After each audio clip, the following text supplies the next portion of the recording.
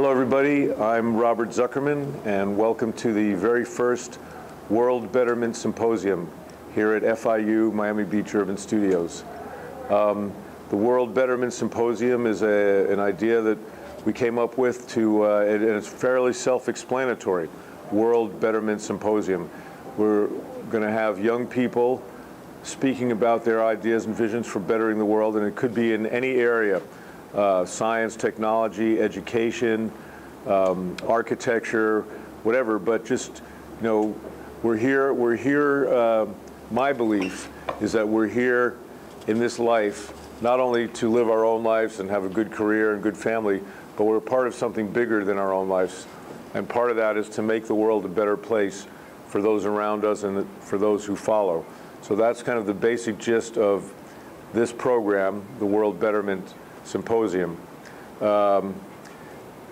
Many of you have heard of the TED Talks, and we're probably going to get compared to that a little bit.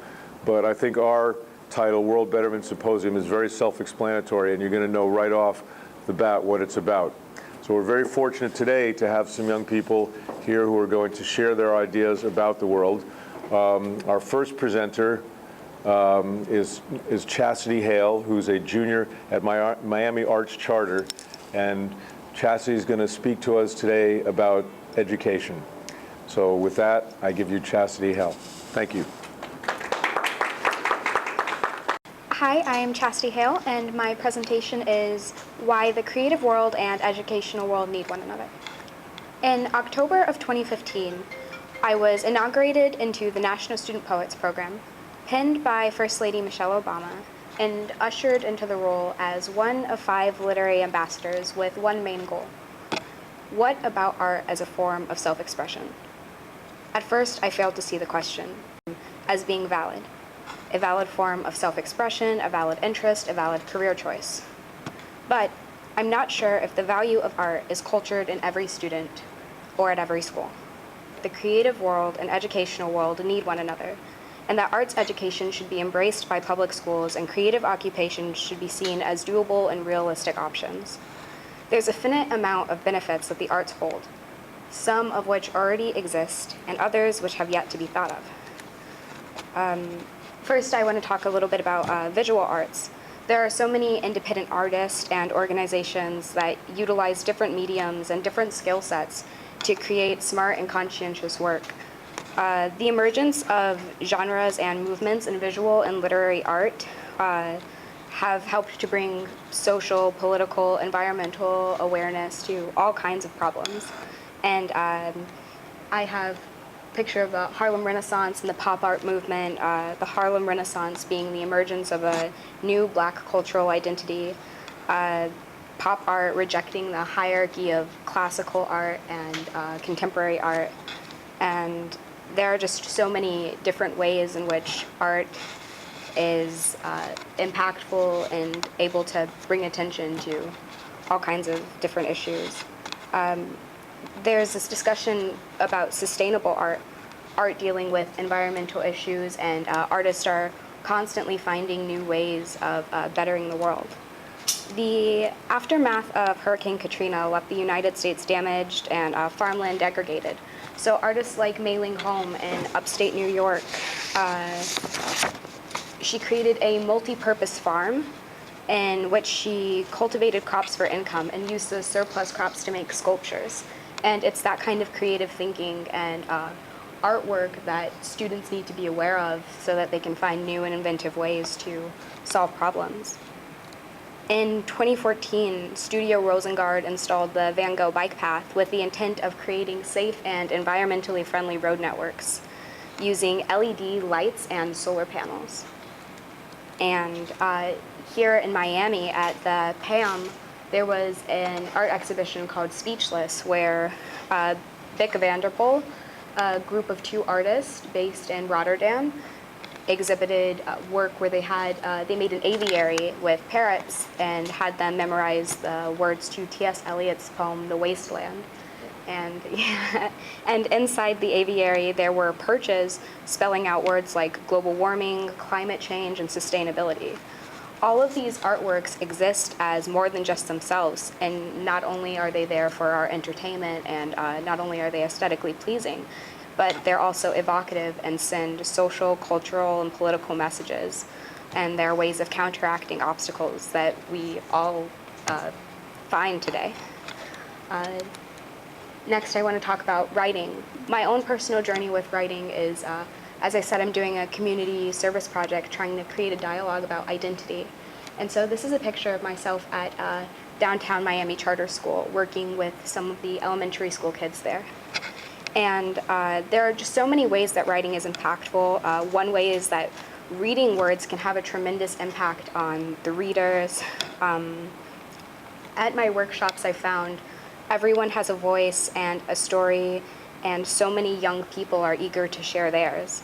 And I've had students, peers of mine, get excited about poetry, print their poems, show me their artwork, and it's not only exciting for them, but it's also exciting for me to hear what everyone has to say and what's important to everyone. I have a picture here, a quote from The Perks of Being a Wallflower, which is a book that had a pretty large impact on me. And this goes into reading. It's just that I think different things stick with us, and the arts are a way that we can relate to one another. It's, I think, a very honest form of communication, and that is something that should be instilled in every student. Arts education should not only be embraced as a fun and useful hobby, but also as a career. We need artists and should invest more into artists, but it starts with better funding for arts education and teaching students about the career options out there. I go to art school, and I've had a lot of my peers say that although they like art, they don't want to be an artist because they're afraid they won't make any money. And there are just so many different ways that artists can make profit. Dancers can join dance companies, do shows. Artists can do creative marketing, curatorial practices, selling their artwork. Writers can do freelance, write novels, teach, write people's business statements and artist statements. And so there are just so many different reasons and different ways that we can invest in art. The education system focuses on core curriculum subjects very heavily. And a 2011 report from the U.S. Department of Education stated that high poverty schools experience an unequal distribution of state and local funds towards education. And when schools don't have enough money, there's a tendency to cut arts from the budget. But I don't think that it should be that way. I think that we should invest more into the arts and really show kids the value of art, because it's something they're interested in and it's something that they want. Students are sort of made to feel like they're nosediving off a cliff without a safety net when they go towards a career in the creative world. And they're made to feel as if there's no going back and that they can't do more than one thing. But if you're a writer, you can also be a visual artist. You can also be a dancer. You can be a dancer and you can be a doctor, and there's just so many different ways to have a creative career and mix different skill sets with it. And so a common question for a lot of high schoolers is, what do you want to be when you grow up? But I think the better question would be, what don't you want to be? Students shouldn't be limited.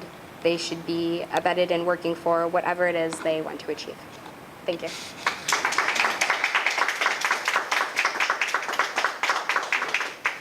So thank you very much, Chastity. That was amazing. And our next presenter is Felix Reyes, is currently a senior at Dash Design Architecture Senior High School. Last year, when he was a junior, I presented a challenge project to the school through their principal, Dr. Stacy Mancuso. And the idea was, I called it the Kind Sight. Kind Sight is a project I've been working on for a long time, about seeing the good in people and seeing the richness in everyday life. So I just that's my umbrella term, but it was called the Kind Sight Dash Peace Table Project. And the idea was to have a portable table that could be set up anywhere where there's a conflict. It could be in the home, in the Hood, in the Middle East, anywhere, and the people have to sit down at the table and come to a peaceful resolution. And Dr. Mancuso liked this idea, and so she turned it over to one of her teachers, Mr. Eric Hankin, and so then we had, he had 17 students turn in these renderings for their different designs and narratives for the peace table. And it was just such an amazing project. You know, like I've said before, that whenever I go into a school, especially in high school or even sometimes middle school, I get such a sense of potential. I know the general stereotype is that students are, you know, young people are very superficial or just into texting. Well, the totally opposite was true. And I remember that when Mr. Hankin emailed me, I was riding around in my scooter in Miami Beach. He emailed me the first 8 renderings that had been turned in. I was actually riding around, I was crying because I was so moved by what these young people had turned in. So what we did was we had 17 students, and all these submissions and the renderings and narratives were submitted to a panel of jurors very distinguished people that I know. One of the jurors was a Harvard professor, Dr. Kimberly Thompson. Another one was Libby Moore, who was the longtime chief of staff for Oprah Winfrey. And then Dean Brian Schreiner, who's the dean of FIU College of Architecture and the Arts, and then Doug Dvorak. And anyway, it turned out after 2 rounds of evaluations that the winning, the highest scoring submission was from that of Felix Reyes, who's now going to speak to us about his idea and his vision. So thank you very much, and here's Felix. So Felix Reyes, and my table is called Haven. It's a kind sight peace table. And, okay. So those are the final renderings of how they came out. And I'll go further into detail of what this is later on. Okay, so as Robert said, the challenge was to create a table where 2 opposing parties could sit and sort of settle their issues, whatever the issue may be. And then along with that, making it transportable so that it could be taken anywhere around the world and it's accessed by anyone. Along with the fact that we had to make a table that was for these 2 opposing parties as well as transportable, we were also supposed to take inspiration from a conflict that was already occurring somewhere in the world. And so I was looking, at the time when I did the project, I was looking at the Syrian Civil War. And so the Syrian Civil War was this war between two mainly Muslim sects in Syria, which are the Alawite government forces, and then the Sunni Muslim rebel groups. And so I had to find a way for me to not only find a way to incorporate that into my design, use that as inspiration, but also a way to sort of find a way to unite both of them in the design of the table. Along with that as inspiration, I was also looking at sort of more furniture, sort of how booth designs work, where it's sort of like in a restaurant booth where you sit in the booth, it's sort of closed off and it's very face-to-face and intimate, but it's still open to the rest of the restaurant. So it's more like private, but at the same time, you're still in the space that it's the purpose of it for. And then also looking at Marcel Breuer's nesting tables, which I'll show you what those are later. But the way they work is, I'll show you guys later. Okay. Then in this slide it shows it. So the nesting tables are these tables over here. And so that they fit into each other, so they get smaller as the more tables increase, and so it allows it to expand and close in.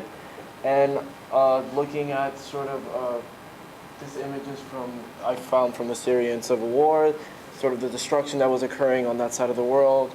Looking at more furniture designs as well as materials such as fiberglass, wood, just for inspiration for the table itself, and also the circle, sort of this, it's a symbol of unity. It's this ever-going cycle, and it sort of unifies everything.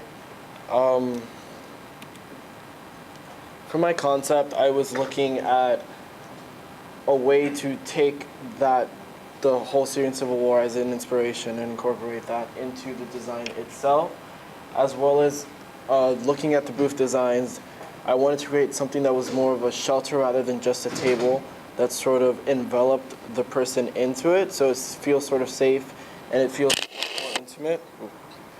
And along with that, I was looking at a way to incorporate, like, give it an experience within the space.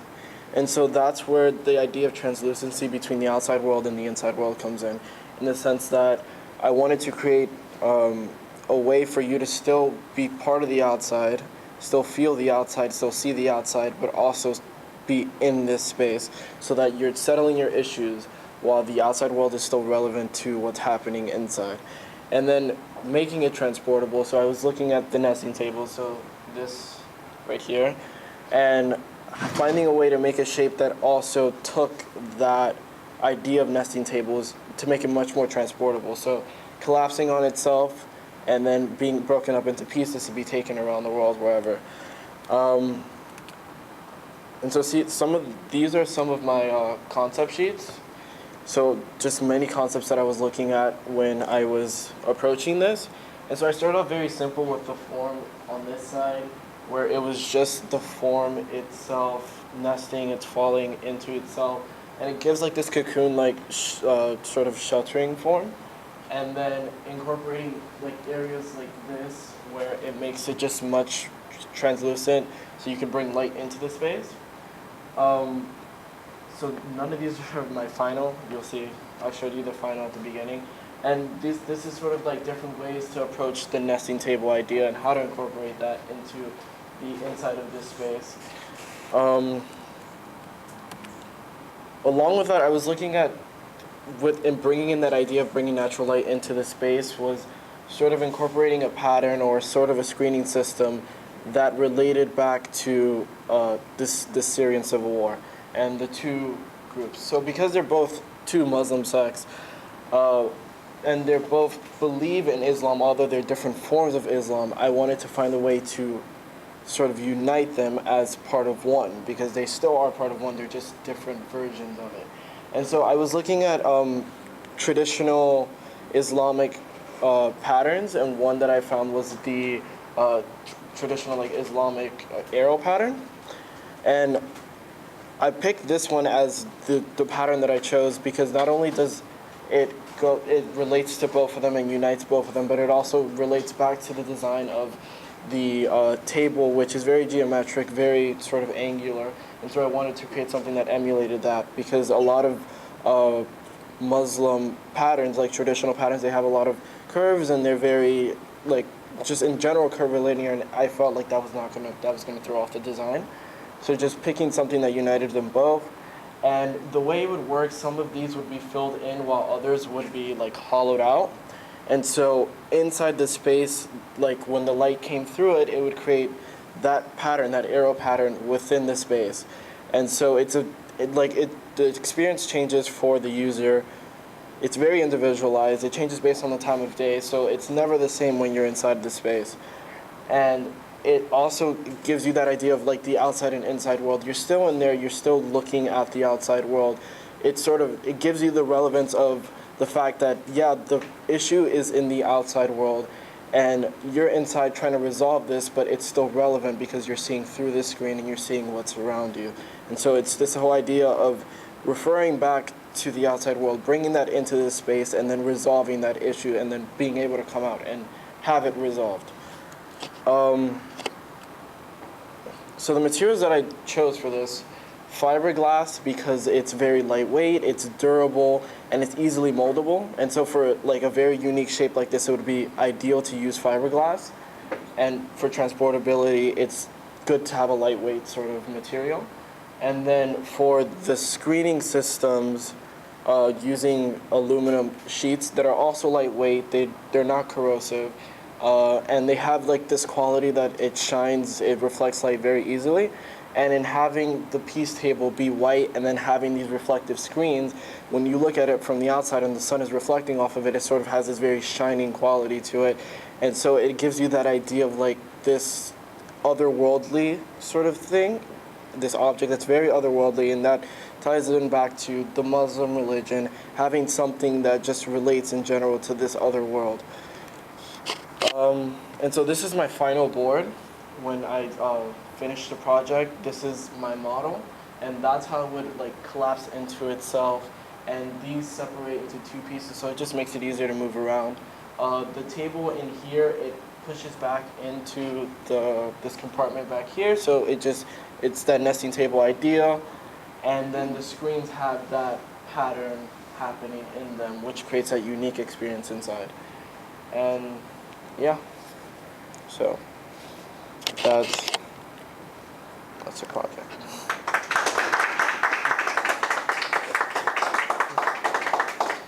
Our next guest, Adam Schieber.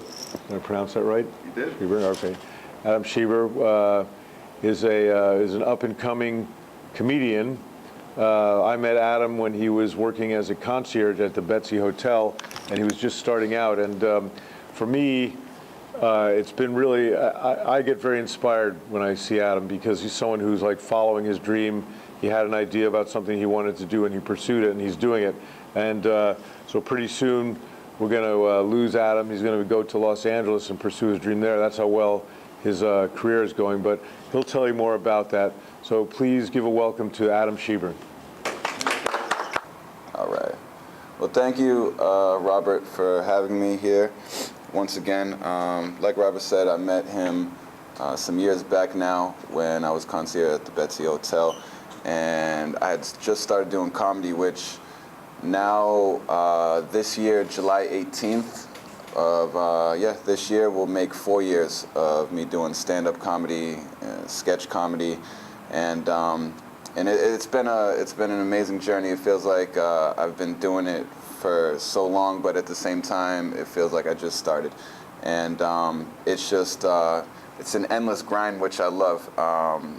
Meaning doing about 5-6 clubs a week, sometimes 2 a night, whatever it takes in order for me to put myself in position to be recognized and just get further ahead. So what I'm going to be discussing pretty much is just how comedy's impacted my life, and how I think it's just beneficial for other people to absorb comedy into their life, and that whole retrospective of it. So I wanted to start by saying pretty much what is comedy. But Robert, what would your definition of comedy be, if you had to? Well, seeing things in a humorous way, and Sure. things that make people laugh. Sure, absolutely. There was this was years ago, but there was a writer named Norman Cousins, who did a whole series of, do you remember that at all? Anyway, Norman Cousins he was suffering from cancer. And he talked about how laughter, they say there's a cliche that laughter is the best medicine. But actually Norman Cousins did a whole write-up in magazines about how laughter helped him deal with this situation. Absolutely. Yeah, it's spectacular things can, just pretty much change when you accept laughter into your life. What about you, Felix, if you had to? Basically just taking anything that wouldn't traditionally be funny or is not a lighthearted sort of thing, and sort of making it amusing and making it happier for somebody. Absolutely. I mean, both your answers would be correct. There's no right or wrong answer as far as how you perceive comedy. The actual definition of comedy is professional entertainment consisting of jokes and sketches intended to make you laugh. Now, everyone's right, because at the last part of that definition there, in the actual definition of comedy, says intended to make you laugh. It's intended to make you laugh because everyone has their own personality. That's what's so unique about comedy, is that everyone perceives comedy a different way. You know what I mean? There's certain little things that trigger your brain to make laugh that other people might not find funny, but that's the unique part about comedy. The other unique part about comedy is that, comedy doesn't have a personality. It doesn't have color. You can be blind and still laugh, That's what comedy produces, is laughter, which is a very special thing. And the greatest part about that is that everyone could share that. You don't have to be an athlete, you know what I mean? It doesn't have a gender attached to it, which is amazing. So it means literally everyone could be born with just a natural sense to enjoy laughing, because it's something that you enjoy doing. You can't be angry and laugh at the same time, unless you're a serial killer. That's just weird, you know what I mean? So generally, like, if you're laughing, it's because you're triggering a mood, you know? And that mood is generally just happiness, because like you can't yell and laugh at the same time. It's physically impossible. That's what the beauty of laughter really is. My version of laughing, or comedy itself, would be pretty much anything I could see that potentially can be funny. Because some things aren't right away funny to me, but I could think about it and really analyze that situation and then talk about it, and it becomes funny to me. Or visual funny, or anything that I see, I'd be like, man, that was absolutely hilarious, you know? Different versions of it. That's why when I do stand-up comedy, it's I mostly tell stories and just observing day-to-day life that you would never know I was just observing, and then later on I talk about it, you know what I mean? I'll give you an example. I say this joke a lot, but I'll just repeat it pretty much. And the whole joke is, have you ever had anybody tell you how much they never complain while they're complaining to you? And I went to the store the other day. You know, I was at the store, and this guy, he was you know, he was getting my food, and I asked him, I said, how's your day going, man? And he was like, listen, man, you know, I've been here 14 hours. I'm working a double. AC's broke. I'm sweating. I'm not even supposed to be here. It's my day off. But you know what? You ain't gonna hear me complain about it. I was like, what? That's you just complained about it. That was different, you know? So I thought about that experience, and I was like, I'm gonna talk about that because it was absolutely hilarious to me. But I didn't laugh while I was doing it. In my head, I was like, this is just comedy right here. It's hilarious. And as well, too, everything's a self-inflicted feeling. When I read the book, The 50th Law, which was a combination, very unique book. It was written by Robert Greene and 50 Cent. They teamed up together. Two completely different worlds, genres of people teamed up to actually write that book. And in the book it says everything as far as you personally is a self-inflicted feeling. So if I woke up and I decided I was in a bad mood versus if I woke up and I was in a good mood, I chose that. You know, no one else told me to be in a good mood. No one told me to be in a bad mood. That's what my brain told me to do. So as far as comedy, you could choose to live a comedic lifestyle as far as absorbing different things into your life, because that's what positive energy is. And if you live a positive lifestyle, you're putting everything out into the universe. And I feel like if I'm putting my comedy out into the universe, it generally affects people in the way they operate. For example, I could go to the Hard Rock Improv, or the last show I did was at a theater in Overtown, which is crazy because it was a horrendous neighborhood, but the theater was one of the most beautiful theaters I've ever performed in. The Lyrical Live Theater in Overtown, beautiful theater. And probably like, you know, about, you know, roughly like 200-300 people there. And the beauty about comedy to me is that mostly everybody that walked into that building was complete strangers. And now, if I tell a joke and you laugh, for a brief moment, everyone, those 200, 300 people that are laughing in that building, for that brief moment, all those complete strangers just became family. Now, they became family because they don't know each other at all, but they actually share something in common now. They laughed at what I said that they thought was funny, meaning they could relate to it, meaning that everybody in that room now could relate to something. So when you walk out of that room, you guys are now just generally closer than you were before you got in there. If you ever see people leave comedy shows, they're generally laughing and, hey, how was this, how was that? Because they're all laughing. They all just witnessed the same thing, and they're all laughing at the same thing. Now those whole group of people, if you are ever in a conversation at a bar or out and about at a concert, you could say, yeah, that is actually funny. I was actually there. You guys are now friends. You know what I mean? Didn't have anything in common before. And that's what I feel comedy does. It just brings people closer together. Yeah. Now you talk about it on a larger scale as far as Chris Rock's and the Kevin Hart's. Now you could enter you know, political standpoints, and you could actually have a voice of people. And when people want to follow you and listen to you, that's when you could dramatically start changing things and the way people operate. Because people, you know, people are listening. And you could say the smallest things and it might affect you. That's why in my comedy, if I could say something to you and you laugh about it and you relate about it, it's amazing, because they related to me and they generally thought what I created was funny, because everything is just creation, you know? And it's a small weird thing that I've always had, because they always say, you know, did you always want to be like a comedian? I was like, I always wanted to be a famous comedian, not just a comedian. And the reason why I say famous is because it's different than being a rock star or a rapper or an actor. Being a famous comedian, pretty much, it's like if I get recognized on the street somewhere and they're like, hey, that's Adam Schieber. The reason why that feels so good to me is because at some point in time in their life, I made them laugh, and they're acknowledging that to me, and that makes me feel good and want me to drive harder to have more people recognize me like that. That's the beauty of, like, if you're a good comedian, you could be a good role model, and that's why being recognized for doing something so positive as far as making people laugh is just an amazing feeling, and getting the retrospective from other people, it makes you, you know, just want to keep going harder and harder.